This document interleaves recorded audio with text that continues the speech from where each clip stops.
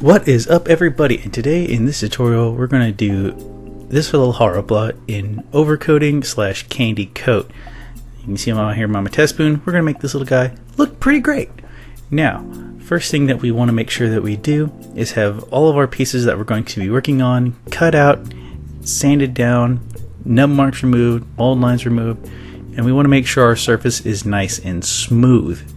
When you're doing these overcoats, if you don't have a smooth surface and you have like a mold line down, it's gonna show. Now let's get right into it. Our first step is adding primer. The primer that I'm using here is the Splash Paints Dark Gray Surfacer. This is a pretty good surfacer.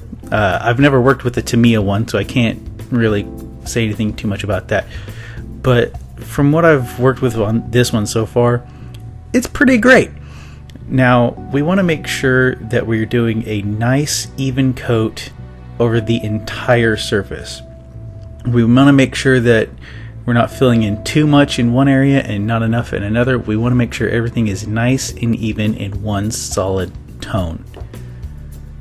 So, like you see me right here, I missed a couple spots, so I go back and I fill in nice and lightly until everything matches perfectly.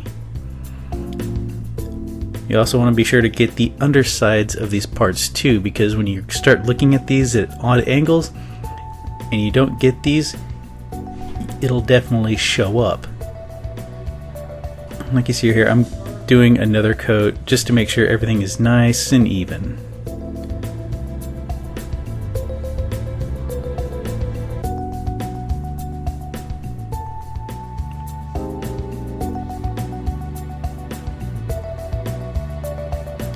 And that's it. We're done with the priming step. Make sure to do this on every part that you're working on and intend on getting this coating finish. Our next step is glossy black, and what I'm using here is the Overcoat 2 glossy black base. If you don't have the glossy black base, you can also get this effect by doing flat black with a coat of gloss over it. Now, when you're working with these glossy blacks, you want to do a nice heavy wet coat. Basically, when you're working with any kind of gloss, like you can see here, you want to make sure that you can pretty much see your reflection in it. That's how you can tell you got a nice good glossy coat. And this step actually goes pretty fast if you're using the Overcoat.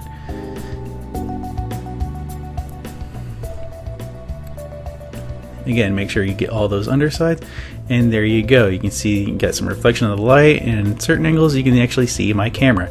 Now, with these glosses, you want to leave them to dry overnight. Now, here we are 12 hours later, and our forgive me, I got dogs barking in the background, but our glossy has hardened overnight and should work really well.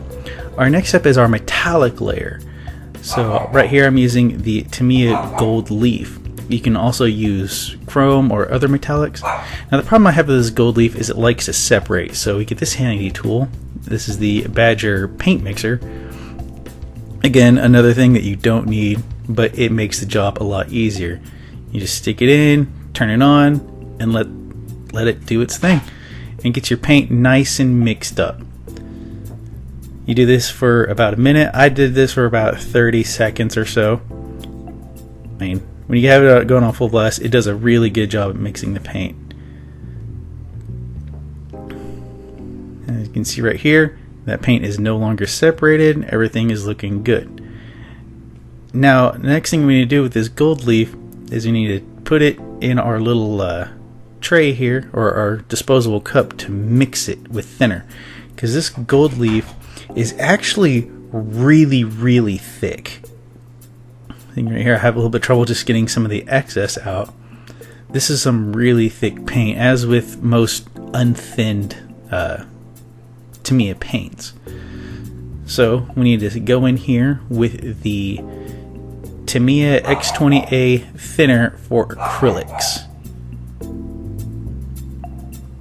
Since this is acrylic paint, you need acrylic thinner. If you're using a lacquer paint, you need lacquer thinner.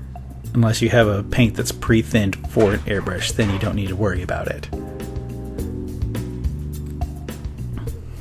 Now what I'm doing is like I'm adding the thinner, and I just want to make sure that the paint is thin enough that I know it will flow through the airbrush relatively well. Now what I'm also doing is I bring the paint up and down into the eyedropper just to make sure that it's going to flow evenly out of the airbrush and not get clogged up in any sort of way.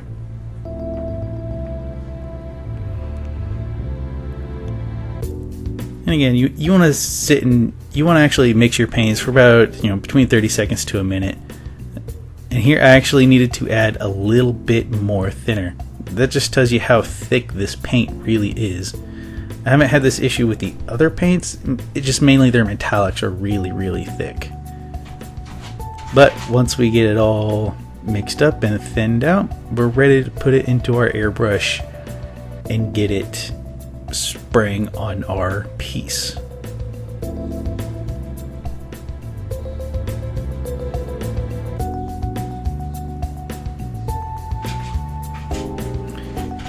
Now, since I'm using a large work surface area, being our parts of our haro, I want to mix up a rather good amount because I'm going to be spraying not a whole lot, but I want to make sure I have enough to get the job done.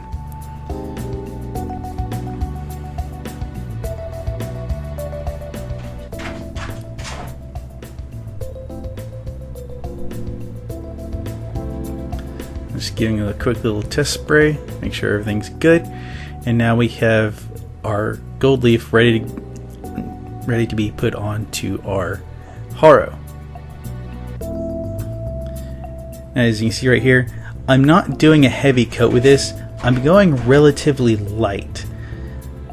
And again, these metallic paints, I have trouble working with them. It may be just me, but you want to go with a nice light layer of gold leaf, just to make sure that you're covering up that black and you're getting the metallic finish that you need, or the metallic vision that you want.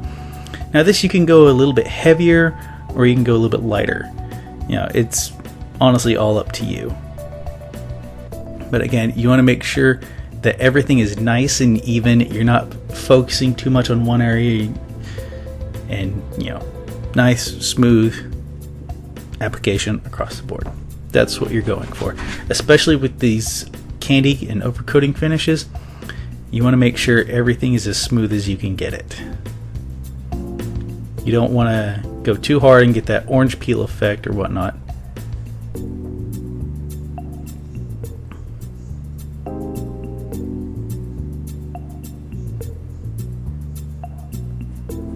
And that just about wraps up this segment here. Again, forgive me, my dogs are nuts. They hear the slightest sound and they just start barking at everything.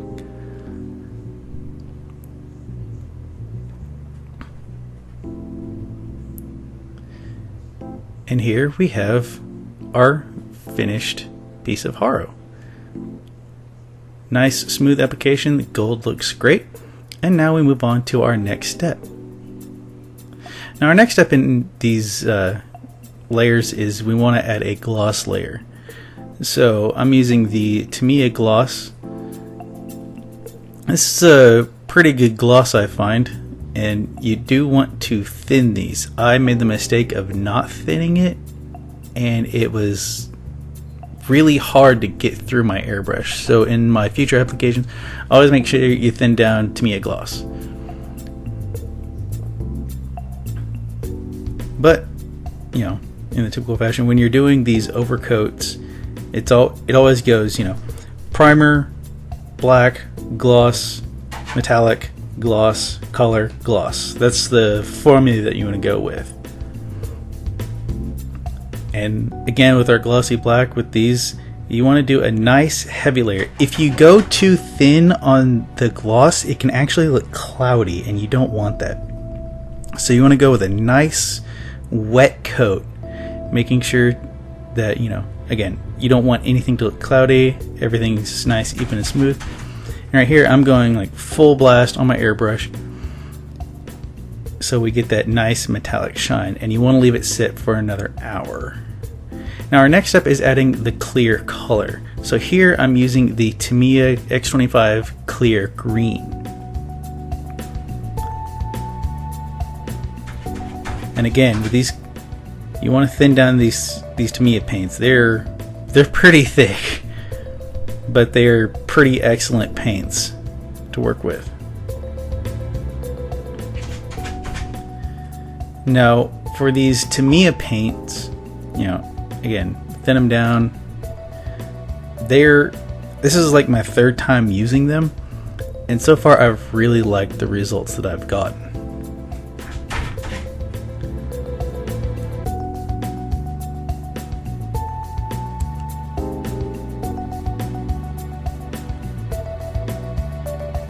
The clear colors that I've worked with, the clear colors are about like the gloss, you know, thin it down, and you want to do a nice even wet layer, or you can do thinner layers, you know, it's however you want to do it. Just make sure you get it nice and mixed up, you know, make sure it's going to flow through your airbrush with no issues.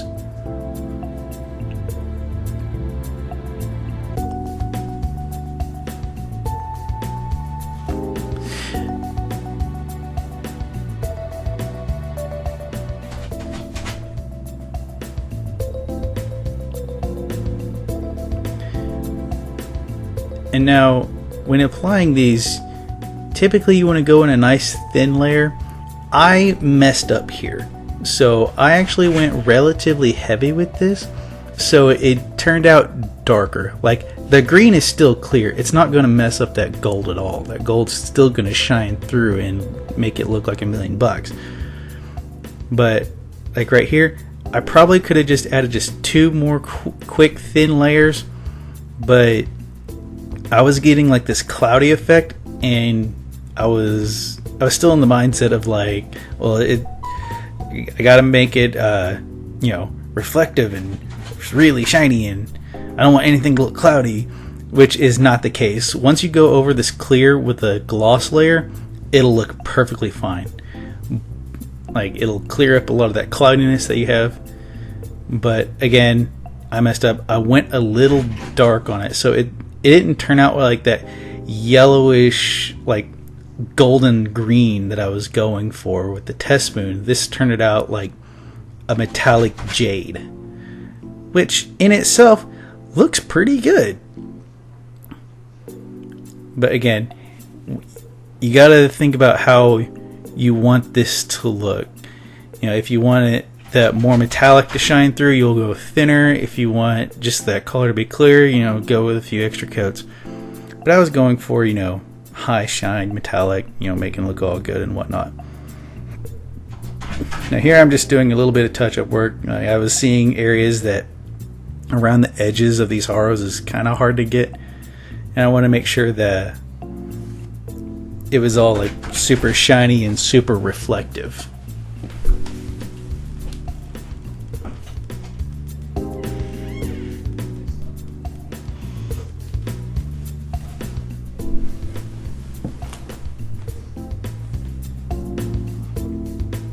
And there we go. That's our finished piece. And now, like, we're going to go into our final assembly, and we're just going to do some thoughts and final thoughts and talk about how to do these overcoats. So typically with these overcoats, like, I don't do it a whole lot because you need to let, it's a long process to do these. It really is. Like, it's to get the shine and the color that I wanted. It was a process that took like a couple of days. Like, I actually started working on this on like Tuesday, where I did the test spoon in like a day, and I kind of rushed it. And the test spoon, like, I accidentally like dropped it on the floor, and like part of it got like fucked up really easily. So that's where I learned we got to let these things dry longer, because there's so many layers. You want to make sure everything dries between each layer. Like, you apply your primer, let it sit for 10-15 minutes, let that fully cure and dry. You know, then the glossy black, for your best results on the glossy blacks, you got to let that dry overnight. Like, you can still work with it after like an hour or two, which is perfectly acceptable. But I really wanted it to harden, and I wanted it to, to last and be relatively durable. Now, even though these paints are relatively durable, you submit them to, just like anything, a sharp edge or something like that, it's gonna screw up your paint job. And with it being so many layers, you got to be careful on that, because when you're applying these to model kits, when you're putting parts together, because you have added so many layers of paint, you increase your risk of paint chipping. So that's where you want to go in with like taping and whatnot, and make sure like certain pieces aren't getting 7 layers of paint and thinner, 7 layers of paint and gloss and all that fun stuff. What else? Yeah, basically just follow the formula. Make sure all your parts are sanded, looking smooth, all your nubs are removed, all your mold lines are removed, all your seam lines are filled in, because you want this to be like, you want this to look really, really good. And if you don't do that, like, mold line, that paint will build up on mold lines, and you'll see that mold line through the paint, and it looks awful. I've seen people build these model kits and do this kind of coating, but they forget like a mold line or a nub, and they didn't sand it down properly. And when you're adding these layers of paints, it accentuates those flaws. So if you're doing all this work, you want that paint job to be flawless. Again, this is like my second or third time doing an overcoat, and I'm like, I can do it, I'm just not a fan of doing it. Like, I do plan on building a Sinanju that I have in my closet ready to be built. I do want to do a Sinanju in this entire paint scheme of, like, because to me the Sinanju looks like a muscle car, so I want to give it that the paint job like you would see of like a 70s muscle car, or a muscle car with a paint job of today. You got that glitter finish underneath and whatnot. So I'm going to be doing the same technique with that, and that build is probably going to take a long time. It's probably going to take like a month. But I'll be filming other tutorials and reviews while I'm working on it. And yeah, that really is just about it. When it comes to these, like, you don't have to apply panel liner unless you want to, because that clear paint will build up in those paint seam, well, in the panel lines themselves. That in itself will make it look darker. And here we have our finished little Haro. Now, I didn't apply any panel liner to this because, as you can see close up, that clear green had built up in those recessed areas, and in itself acted as its own panel liner. And yeah, that's about it. It took a little bit of work, but we made this thing look like $1 million, except for that sticker. That sticker kind of sucks. Yeah, when you're doing these paint jobs, go with water slides. That's the best I can say. And that wraps up this video, guys. So if you like what you see, like, comment, subscribe, and stupid phone. And I'll see you in the next